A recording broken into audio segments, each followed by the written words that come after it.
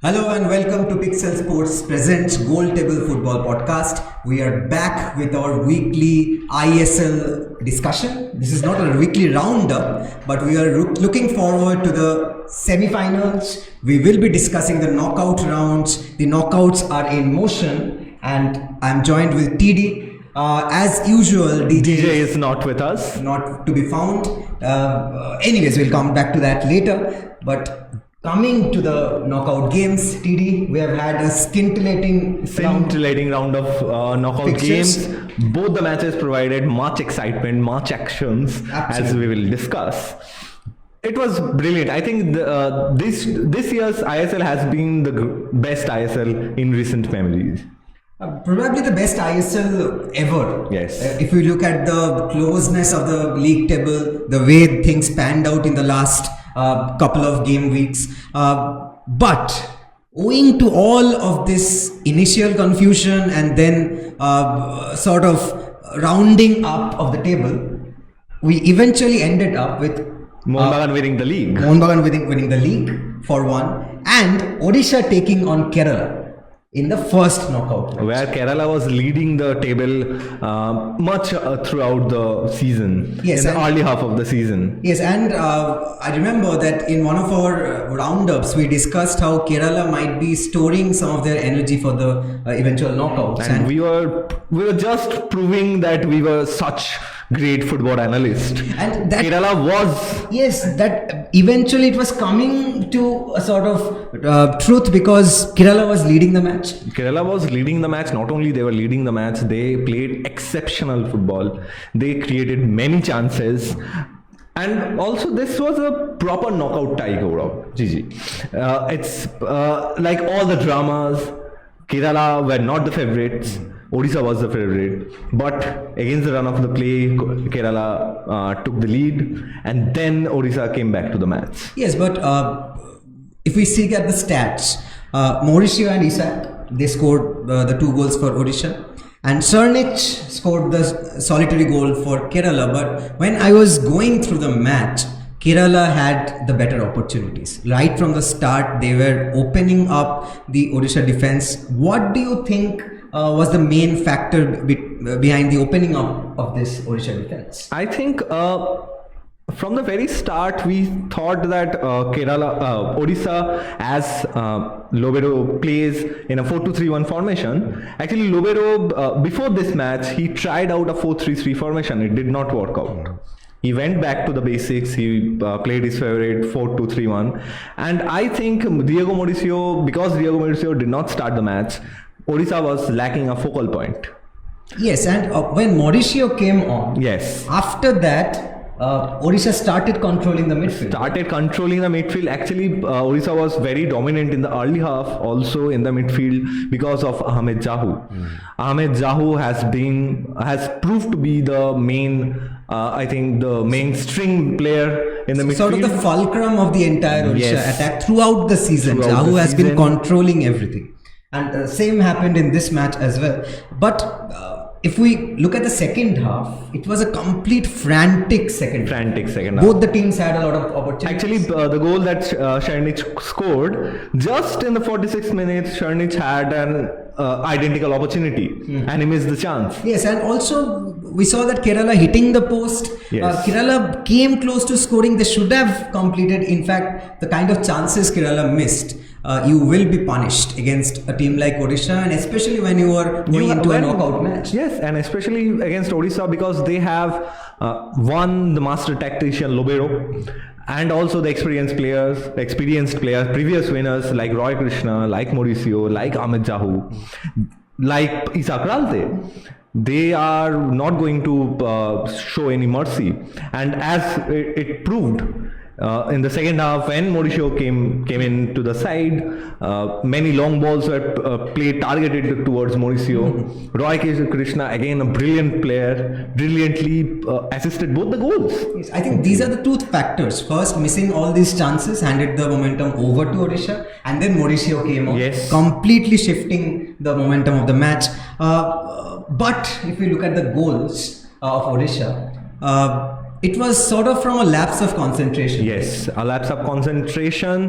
The left back of Kerala, we lost for a moment Roy Krishna, and we all know you cannot keep your eyes off of Roy Krishna. If you do that, he will punish you, and he did punish. Both the goals scored by Mauricio and Isaac, actually the goals were created by Roy Krishna beautifully. And the sort of identical movements. Exactly the same goals for me, because you see the long ball going behind the defensive line, and then Roy Krishna with brilliant touch receiving the ball and squaring it to, and both the goals were a simple tap-ins. Yes, and also Roy Krishna was looking good throughout, Very much, but very good. the introduction of Mauricio galvanized the way Roy Krishna was controlling the game. So it was brilliant to see. Odisha, after scoring the second goal in the first half of the extra time, they actually went into deep defense. And that actually says about Odisha and Lobero, because they know how to play the game, they know how to manage the game, because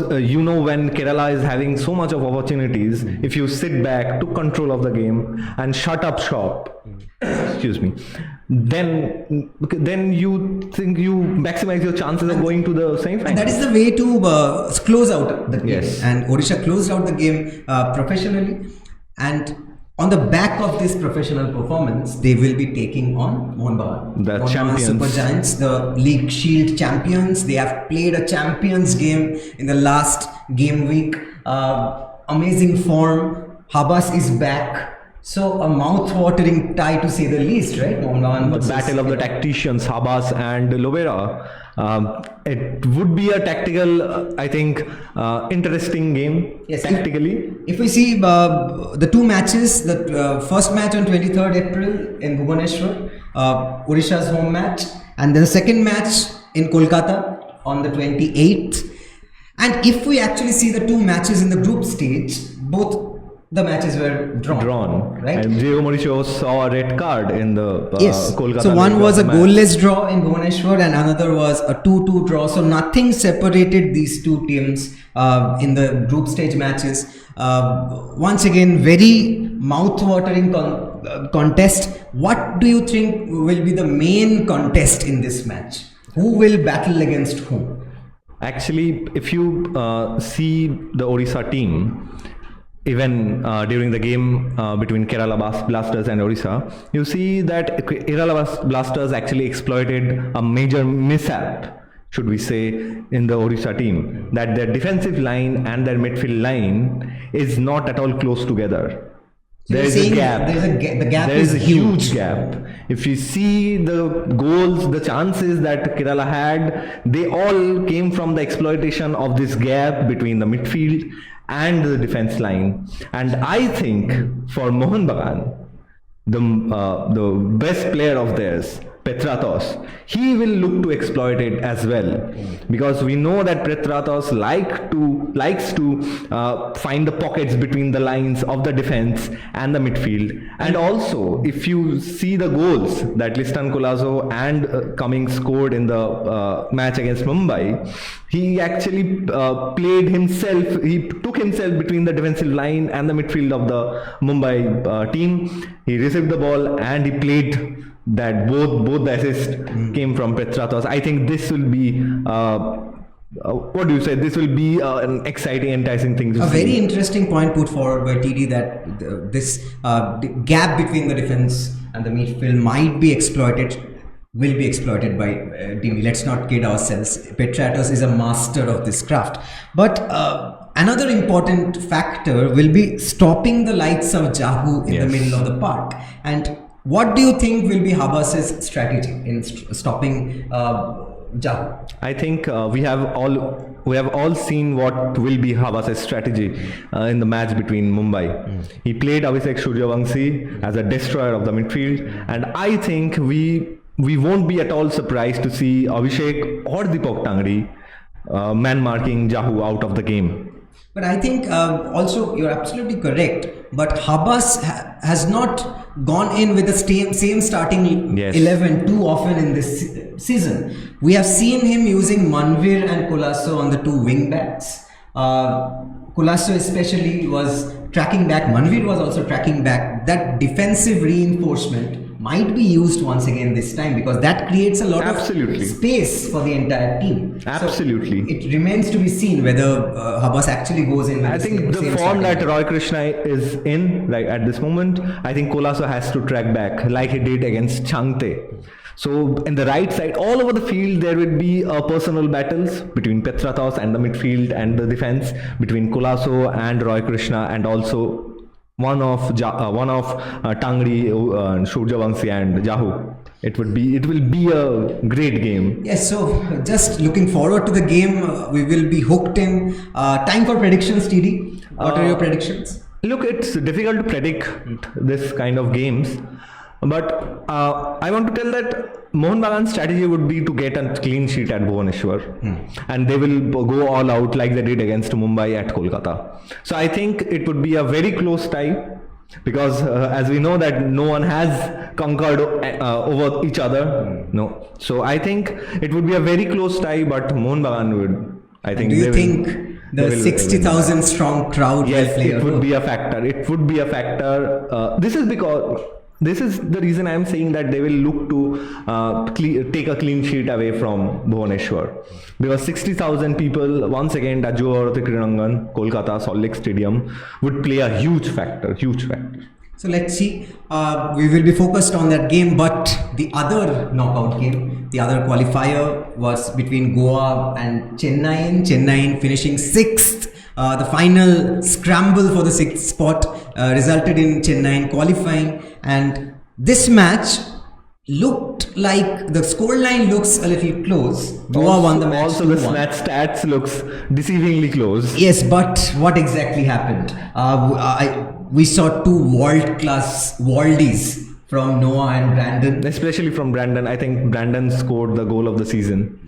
Absolutely. Carrying the ball from the midfield, taking on two players and scoring a screamer from 25 yards. You don't often get to see these kind of goals in ISL or India. Absolutely. But how did the match pan out from the start? I think I saw the match. Look, right from the very beginning of the match, Goa started to taking control. And the form that Noah is in, I think looks unstoppable. Unstoppable, man. What a player. What an absolutely brilliant player. Would you go on as far as saying that Noah has been the best foreign player? In the second half of the season, yes. He is. Because it was only because of Noah that they are playing in the semi-finals. Noah had actually many chances, especially during the first 30 minutes. He had 3 or 4 chances, many snapshots. Debjoy was, as we say, again, Savejit. standing tall. Yes, standing tall. But this early pressure, actually, Goa exploited a thing of the Chennai, and I think Chennai made a tactical blunder in this game, playing a high line. If you play a high line against such potent attacking threats like Brendan and Noah, you give away a lot of space behind your defense, and this space was exploited thoroughly by Noah. And this ultimately resulted in the goal, which was sort of a snapshot from Noah, and I think Debjoy should have done a little better. But the ball came from a lot of bodies. That's why Debjoy was deceived. I think probably he was unsighted, but still, the kind of form he was in, he might have done a little better. But all of this is always in retrospect. You cannot say what could have been done. As you said already, on the 44th minute, Brandon scored a screamer, scintillating goal, scintillating finish. Arguably the goal of the season. And also, we have been saying since the very beginning of this podcast that Brandon should be given a chance in the national team. He should start. He is the best playmaker after Sahal. About time that Brandon gets his due. Yes. Right. Also, Chennai only had chances in this match from set pieces. Yes. Right? And that will be an important factor for teams going forward, because Goa will face Mumbai in the semi-final, and probably that will become a factor. I think so, because every time that Chennaians took a corner, Goa defense looks vulnerable, very vulnerable. The goal was also a scrappy one, sort of a pinball situation in the box, and then the goal came from the corner itself. So looking forward to that, whether we will see whether Mumbai can exploit this problem. But if we look forward to this match, we have seen that Mumbai, in the last 6 matches, Mumbai has lost only once against Mohun Bagan in the last match, which was a very evenly contested match. Mumbai put on a very valiant effort. And Goa, on the other hand, they are unbeaten in 5 matches. So 2 teams in absolutely great shape, taking on each other in the next semi-final. Now, what is your take on that? I think it would be. It might sound a bit cliched, but it would be a very interesting game to watch. Yeah, absolutely. And probably this is going to be a more evenly contested match where both the teams will go for the goal. Because Goa is also a little scrappy defensively, so Goa might also. Actually, for me, this match between Goa and Mumbai would be a very a more entertaining game than Odisha versus Mohun Bagan, because in Odisha versus Mohun Bagan there would be a lot of tactical fights, but in this case, I think it would be player versus player. And tactical masterclass between Habas and Lobero, and on the other hand, 2 attacking teams going against each other. We can expect a lot of goals, to be honest, in this match. We do predict a lot of goals. Let's see. And also, I predict, I think Mumbai would score a goal from the set pieces, because they are very good at set pieces. And also, in the contrary, Goa is not so good at handling the ball from the corners. But I think the main challenge for, if we see Mumbai City, the main challenge for them will be to stop the 2 players, Brandon and Noah. Brandon is creating the goals, Noah is finishing the goals. So the main creator and the main finisher, they have to be stopped. And absolutely spot on you are. As you said, we will look forward to whether Goa can be surprised by Mumbai on the set pieces. With that, we come to the end of this episode. We have looked forward to the semi-finals. After the semi-finals are done, we will come back with a detailed analysis of those 2 matches. And I promise that I will bring DJ with me. Let's see. We are rooting for DJ. DJ should come back. And if Mohun Bagan goes to the final, we probably have things lined up for them. So let's see. We don't want to promise anything, but we are extremely excited for the upcoming matches. And stay tuned to our channel. Follow our weekly roundups. Like, comment, share and subscribe. Until our next episode, stay wild.